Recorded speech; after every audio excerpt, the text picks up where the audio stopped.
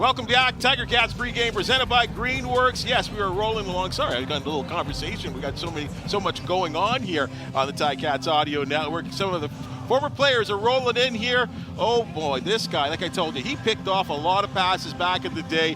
One of the best, if not the best, of all time at his position.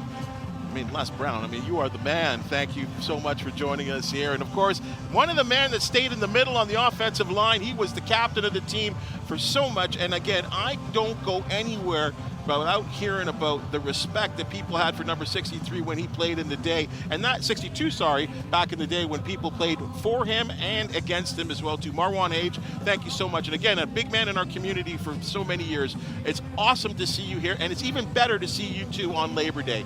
Marwan, great to have you. Thanks for having me. It's an awesome day to be in Hamilton. Oh, you didn't hear that? Great day to be in Hamilton. And Les, great to see you as well too. I know it's great that you come by, and again, I don't think you played in this building, of course, but again, this is your home as well too. There you go. Ever since I came in 1984, I never left Hamilton. I went to go play in other cities, but made Hamilton home. Let me start right with you here. We talk about the rivalry, and that's one of the big things about today, which is so special for so many of us. And I will say this, in my opinion, a lot of the athletes, even from Marwan's days, they've kind of changed a little bit, and I see a lot of love at the end of the game, and the players all shaking hands. But when you played, you came from a different time. This Argonauts and Tiger Cats thing, it got rough at times, didn't it? Oh yeah, it got big time rough. And I don't think there was much shaking hands or anything after the games, because we knew we had to play them again, right? So it was always, just wanted to break their bones. Les, Brian was talking about how the Labor Day game might have a little bit more trash talk on the line of scrimmage. Well, from what I hear and understand is you were perhaps the biggest trash talker in the whole league in your day. I didn't let one position go that I didn't trash talk to. Offensive linemen used to come running at me because I was trash talking them. The quarterback used to come at me because I was trash talking him. And of course I was trash talking the receivers all day long. Oh, that's good stuff. So was it amplified on Labor Day for you? I think no, because I went into every game the same. I wanted to win every game, so I treated every game the same. That's great. Marwan, so Brian was kind of told a couple stories when we went on break there that we should have shared on air, but he was saying how he really looked up to you as one of his favorite players ever, because even as a rookie when he came in, you kind of took him under your wing and told him a few tricks of the trade. Can you explain a bit? Oh, that's very nice to hear. He looks great. Brian looks like he can still play. You know what? When you're part of the Ticat family, you're really part of the Ticat family from the first day you step in till now. I'm still trash talking less on our college days. It's the camaraderie always stays. And I was telling my kids coming up here, my first game as a Ticat was a Labor Day game against the Argos, and my eyes lit up. There was 7 ejections, there was fights nonstop. And I was like, whoa, the level of energy. So I got introduced to this game as my first CFL game ever, and I loved every single Labor Day game. I know the players now are very corporately clean. Back then it was all out, and the players loved that. And I think the respect from each side, the Argos side and the Ticat side that played in those battles, there's a lot of respect that goes back and forth. And this is what I was getting to too, and Brian did talk about it too, kind of that U.S. college rivalry feeling. Well, we just went so hard at them. Yeah, it's like the Colorado State rivalry still going. It was personal. It was personal because we saw it. We used to play them Monday, Friday, and probably still is. Yeah. The rivalry is always there. We're always fighting. And personally for us, they had Adriano Belli, who we just absolutely loved to get him thrown out of the game. We used to go hard at him. The Kissing Bandit. The Kissing Bandit was getting fined, penalties, everything thrown at him for that game because we wanted him to lose his money and get kicked out of the game. So that was a personal agenda for the inside of the lineman, but it set the tone for the game.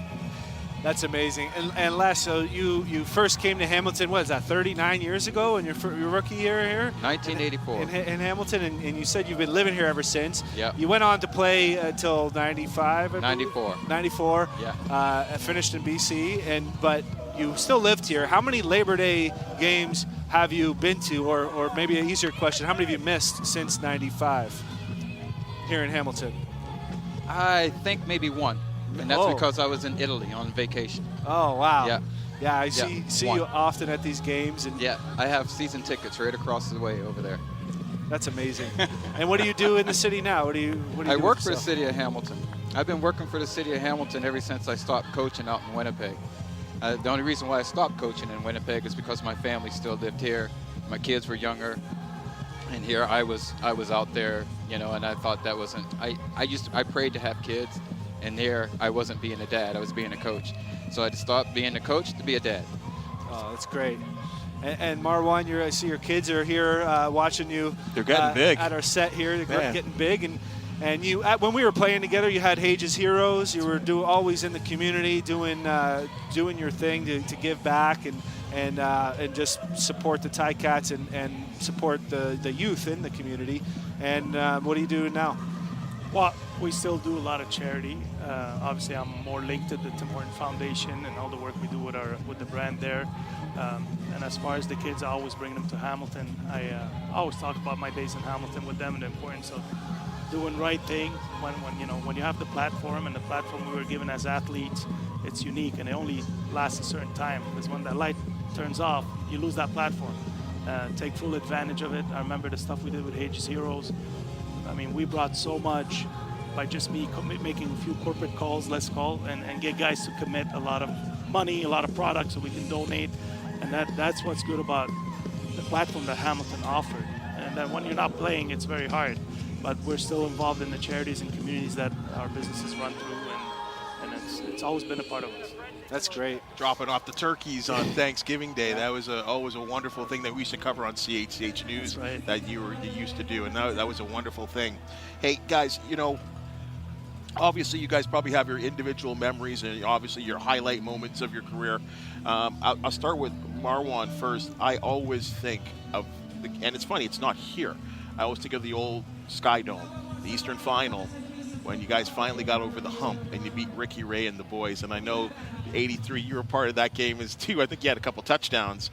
And I always remember Marwan with that Eastern he was front and center, and you didn't touch it. You would not touch it.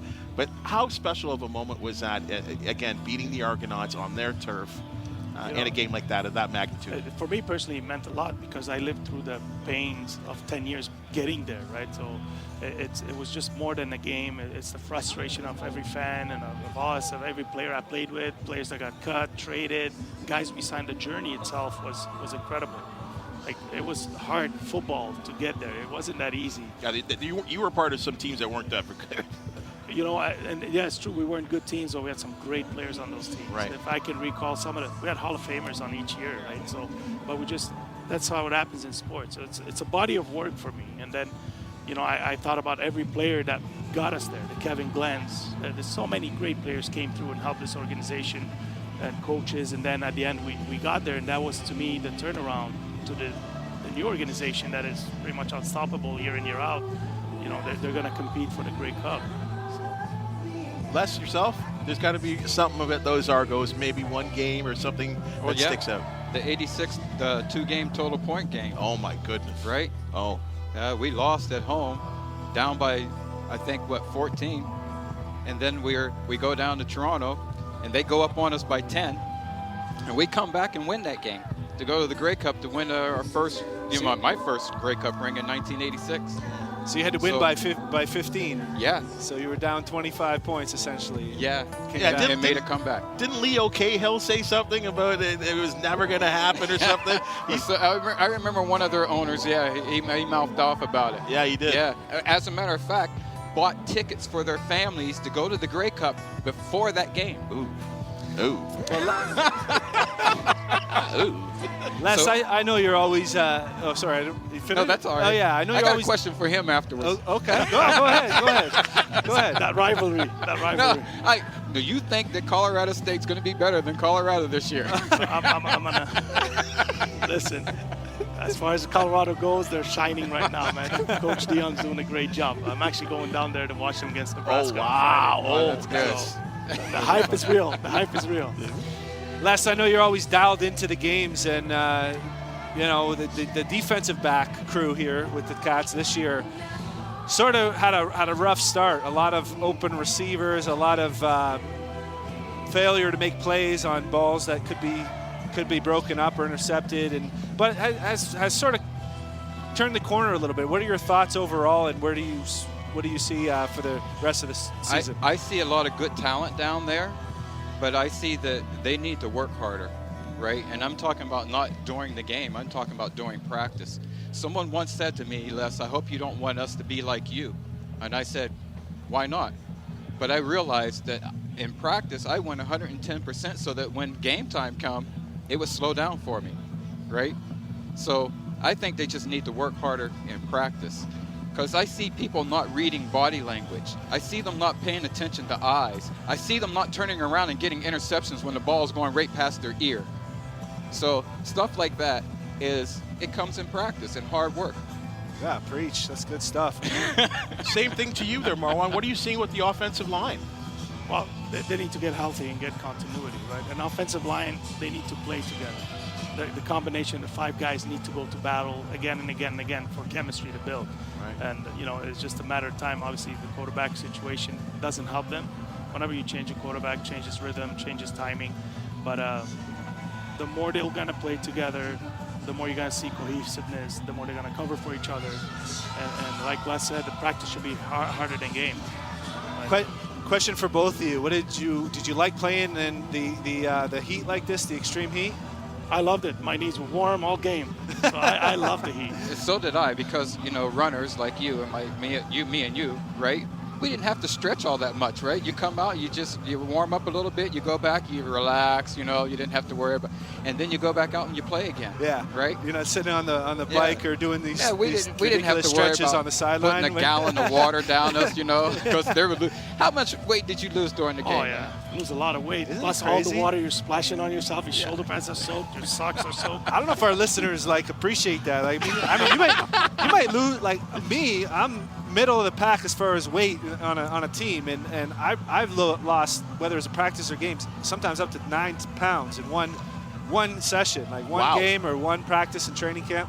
So I'm sure it'd be a bit more for some linemen, maybe a bit less for some DBs, but that's a lot of body fluids leaving you. So no matter how much you drink, you're still losing that much weight. It's crazy.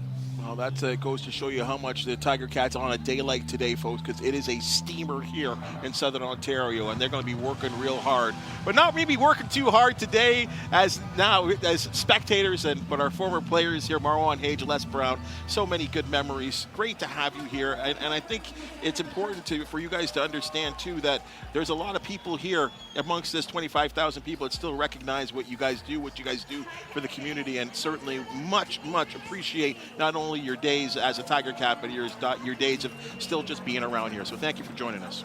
Thanks for having us. Thanks for having us.